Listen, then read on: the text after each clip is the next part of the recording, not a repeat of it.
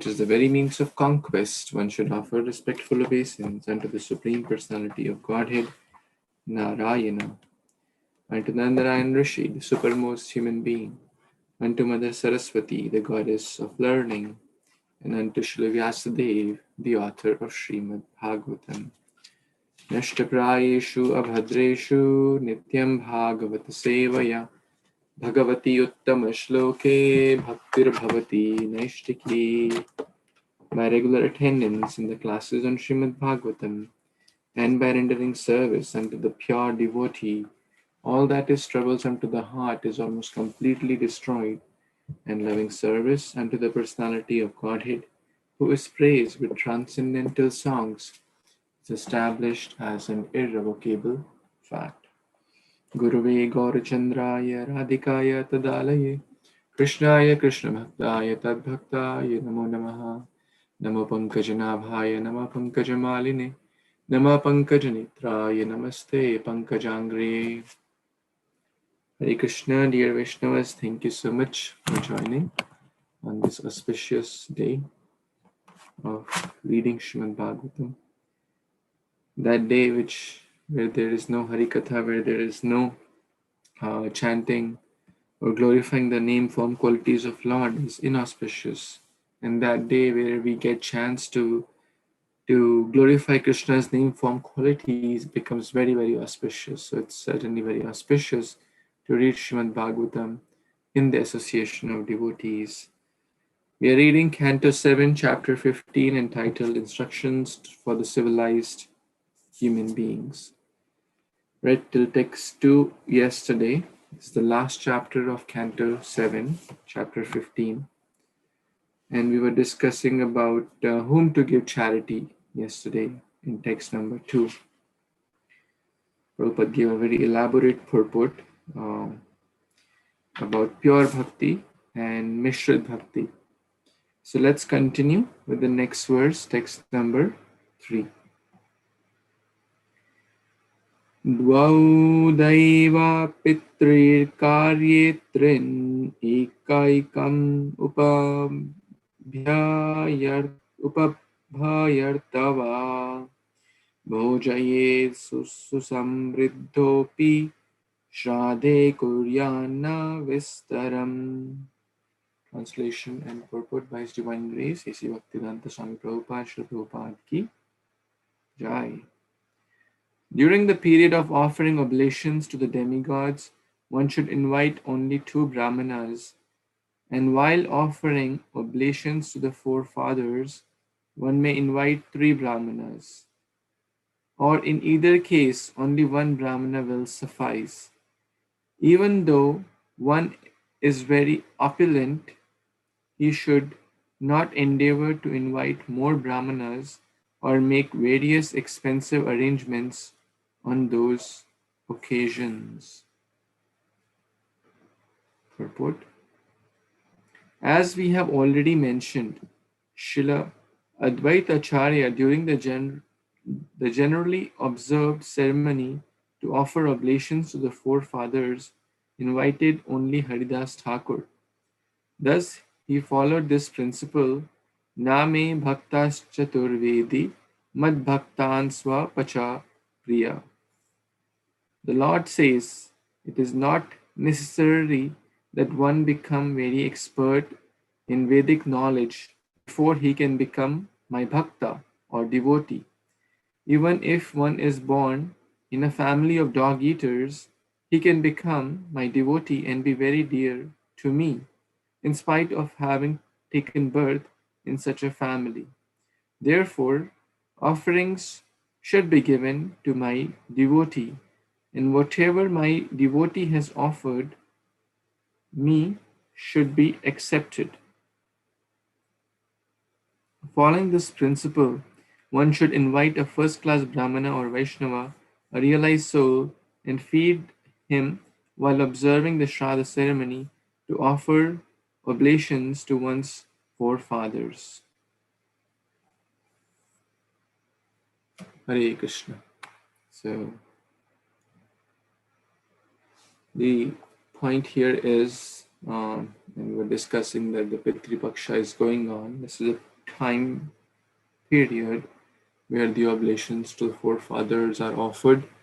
And the idea is to invite Vaishnavas, Brahmanas, and offer them Krishna Prasad, offer and do Harinam Kirtan. These two are the main ways of offering Shraddha to the forefathers, and based upon one's capacity. Of course, the numbers are mentioned here, 1 or 2 or 3, etc. But the idea is that based on one's situation, one can do the best one can. And especially in this COVID, one cannot invite 50 people. So quite applicable. So even if one invites 1 or 2 or 3, the idea is to faithfully, with Shraddha,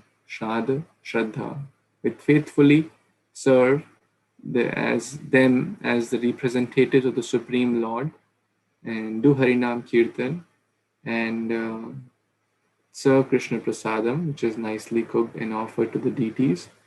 And one can also give some charity if one is in a situation too.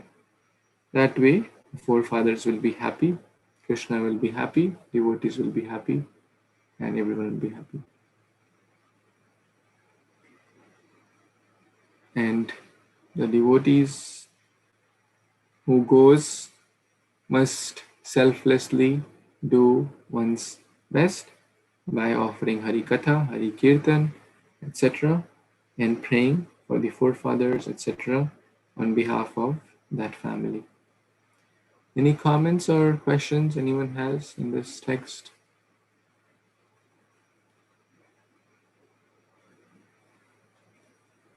Okay, let's move on to the next verse. Please raise your hand if you have not read so far this week. Yes, Umesh Prabhu, please. Hare Krishna Prabhu, Dandavat Pranam to everyone. Text 4. Desha Kalochita Sraddha Dravya Patraharana Nija Samyakya Bhavanti Naitani Istra Swa Jana Pana. Translation and purport. If one arranges to feed many brahmanas or relatives during the Shraddha ceremony, there will be discrepancies in the time, place, respectability, and ingredients. The person to be worshipped and the method of offering worship. Purport. Narad Muni has prohibited unnecessary charges like unnecessary gorgeous arrangements to feed relatives or brahmanas during the Shraddha ceremony. Those who are materially opulent spend lavishly during the ceremony. Indians spend especially lavishly on 3 occasions: at the birth of a child, at marriage, and while observing the Shraddha ceremony. But the Shastras prohibit the excessive expenditure involved in inviting many brahmanas and relatives, especially during the Shraddha ceremony. So here Prabhupada is saying that, and Narad Muni is clearly saying that what you're supposed to do and what you're supposed to not do. Personally, my parents is no more, so I just did this the last Wednesday at my house here. And yes, because of this COVID thing is going on, so I was not able to call some friends. I usually call them such a association. And according the way we have been doing, similarly I have done here also. And here very clearly saying that we should not be lavishly. Sometimes, we Indians sometimes spend a lot of money. We have seen that everywhere like that. And then once the ceremony happens, again they feel very proud that yes, I have done because of me and because of I. So I and me, all those things comes into the picture again. But here is the Shastra clearly says that we shouldn't be doing that excessive expenditures and just do the necessary what has to be required to do it and offer that oblation nicely. And I try to do that, and probably this I will remember again going into the future. Thank you, Hare Krishna. Thank you, Prabhuji. Thank you so much. Very, very practical words, actually. And recently there was one devotee, and there was some death in their family. And somehow I got to know that they are taking huge loans from others just to do the final rites. They say there are 10 days of rites and we have to invite this many people, etc., etc. I said, well, look at your situation. Krishna will be happy if you invite just one or two people. At that point I had not read or heard this verse, but whatever Guru and Krishna inspired me to speak at that point and said, Krishna will understand your situation. Even if you invite one or two people and faithfully serve them, the Lord will understand. Why do you need to invite 100 people and then take thousands of rupees of loans and then be, always under that pressure of debt? So why do people do so? Even in marriages, especially in India, here also, people spend crores of rupees, lakhs of rupees. Why? Because of social pressure. Oh, that person did marriage like this. If our son's marriage is like this, what will people say? There is so much social pressure. I know one marriage, they spent crores of rupees, the marriage lasted 4 days. So there is very, very little emphasis on the principles, how to be a good husband, how to be a good wife, how to be a good mother, how to be a good father, how to keep strong, healthy relationships, Krishna conscious relationships. The whole emphasis is on externals. How many items are being cooked in that marriage? How many people are coming? Very few people are genuinely happy. Rest people are just coming for the sake of formality or ritual. Some people are even envious, even whether it's a death ceremony or a marriage ceremony. Some people are just coming to see the externals and pick faults, etc. So rather than being under the grip of social pressures, the idea here is one should invite people who are genuine well-wishers. And even if it is a small ceremony, Krishna does not see big or small. Krishna sees the intention behind it. Based on one's situations, Krishna will definitely recognize one's situation and what one is one doing one's best. That's all matters based on one's intentions. So just the scriptures are basically prohibiting ritualistic performances just to show the society or show people. In modern terms, there's a famous quote that people spend the money they don't have to buy things they don't need to impress the people who they anyways don't like, and they don't like them anyways. It's very, very practical. That's why 80% of American population is in debt. This is the statistics. Because of using money they don't have to impress people they don't anyways like, to buy things they anyways don't need. Basically, this verse is telling that. So based on time, place, situations, one should be cognizant. And even if it's a simple worship, Krishna will understand. Krishna sees the intention. And so do the devotees also. They are not looking for Chappan Bhoga. Devotees are also, Krishna rejected the 56 famous shloka, Duryodhan ka bhog na khayo, Ruka shaka vidurgar khayo, aise prema pujari radhe sham sham sham. He rejected 56 opulent preparations made by Duryodhana because Duryodhana wanted to bribe Krishna to be on his side.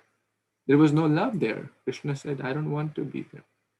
And on the contrary, he ate the peels of banana at the house of Vidura, who was a pure devotee. So, because he is Prem Pujari, he is looking for love, not for the externals. Yet, whatever we have best, we must try to offer. Okay, any other comments, questions anyone has in this text? Yes, Vipul Prabhu, you want to read text 5? Yes, Guruji. Hare Krishna devotees, downward pranam, all glories to Srila Prabhupada. Text 5. Deshe kale cha samprapte muni annam hari daivatam Shraddhaya vidhi vat patre Nashtam kam duk akshayam. Translation by His Divine Grace, A.C. Bhaktivedanta Swami Srila Prabhupada ki Jai. When one gets the opportunity of suitable auspicious time and place, one should with love offer food prepared with ghee to the deity of the Supreme Personality of Godhead, and then offer the prasadam to a suitable person, a Vaishnava or Brahmana. This will be the cause of everlasting bhakti. Hare Krishna. Hare Krishna.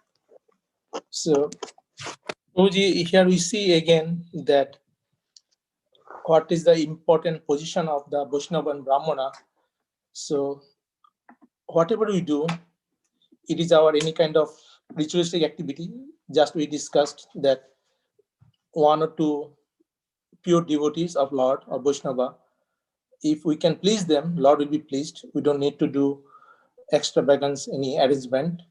And anytime we have anything auspicious time, place, or anything like that we discussed, like the new baby born or any kind of program, we can offer bhoga to the Lord, and few Vaishnavas, if have the capacity, definitely we can do more, but at least few Vaishnavas we can serve. That will be the cause of everlasting prosperity. Back to you, Guruji. Thank you. Thank you so much, Prabhu.